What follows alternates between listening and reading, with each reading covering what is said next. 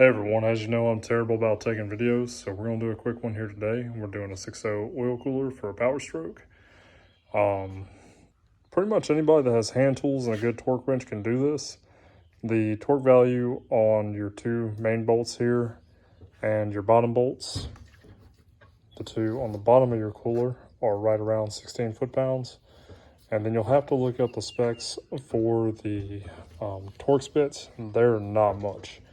I want to say they're like 22 Newton meters or something like that, but definitely double check that before you mess with this. The name of the game on these is to be clean. Now, we could have very easily done this on the customer's truck, but we're here in the garage because it's just cleaner.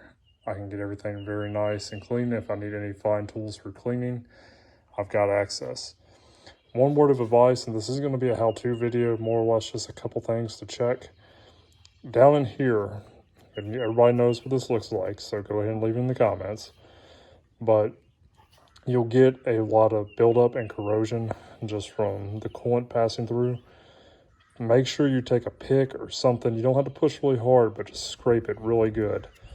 If you use a whiz wheel, make sure you're being very gentle and don't take off too much material. I would just do it by hand. You can just use something like this. When you're doing it, just gently. You're not pushing hard. It shouldn't take a whole lot to get that out.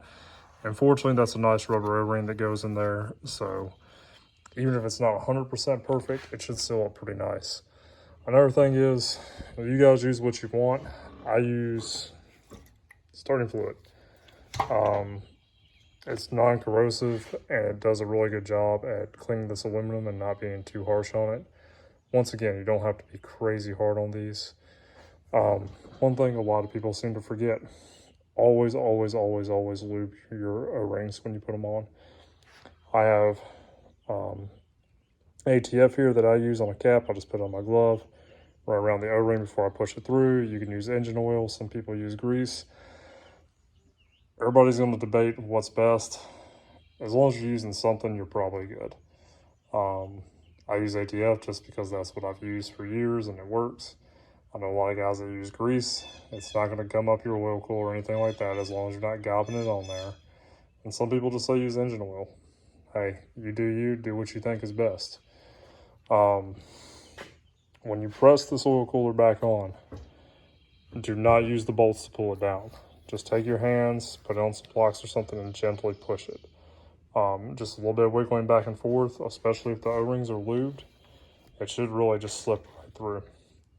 Also, be careful not to pull on this big O-ring as you're putting it in, or any O-ring. What I do is I'll push it in a couple spots. I'll get it kind of started. It usually sits in there pretty nice. And then these are like $2. You know, at Lowe's, Tractor Supply, Harbor Freight, wherever, Home Depot. What this is for installing a wallpaper.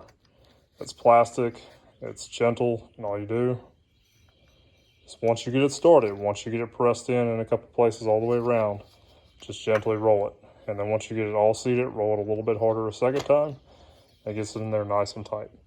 Now I have a really special tool I use whenever I pop out these oil coolers. It's really high-tech, really expensive. You do not want to hammer directly on these. If you got a high mileage oil cooler, they may be a little stiff. Actually, the one that came out had been pulled out at some point, probably by Ford, because it had several big dents in it. That can actually cause these to swell. It can make it really hard for these to get out. It can also crack your housing. So I have a really special tool and I want to share with you guys. And I'll show you what I do. I'll get back to the service truck here. So I put my oil cooler down in a vise. I don't clamp it down or anything. It's just sitting in here. You can see very loose. With it sitting like this, all you're gonna do, piece of PVC.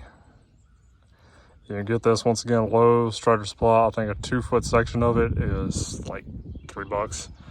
Cut it down to the size you need. Bam. If it's, it doesn't touch the edges there, it's not gonna make big dents in your oil cooler, and just tap on it. You can use a regular hammer to tap on it because this will cushion the blow. I want to say this is an inch or inch and a quarter, something like that. I just use my dead blow, so I'm being extra safe with it. Now this one's all dirtied up now, but let's see if I can find it here. I should have taken a video beforehand. Right there, you'll see there's some marks on this where somebody's already hammered on it. And it's a little bit deformed on this side. That wasn't for me. That was from somebody else removing this cooler, and that can be a big problem. There's some marks on this one as well. That's what you don't want to see, because that can swell these coolers and cause it to crack that very expensive housing and just add more trouble. And especially if it cracks and you don't catch it, you're going to be redoing this job again, and nobody wants to redo these. So once again, this is not a how-to video, just some little tips and tricks that I picked up. And the name of the game is be clean. Be as clean as possible. Once again, I could have done this out on the farm, but we're not. We're doing it here, where I've got some shade. I don't have dirt flying everywhere. If I need any fine tools for cleaning, it's here. And just so everybody should know, but you're gonna need a T45 Torx. And you're also gonna need, I wanna say this is a T30, let me double check, yeah.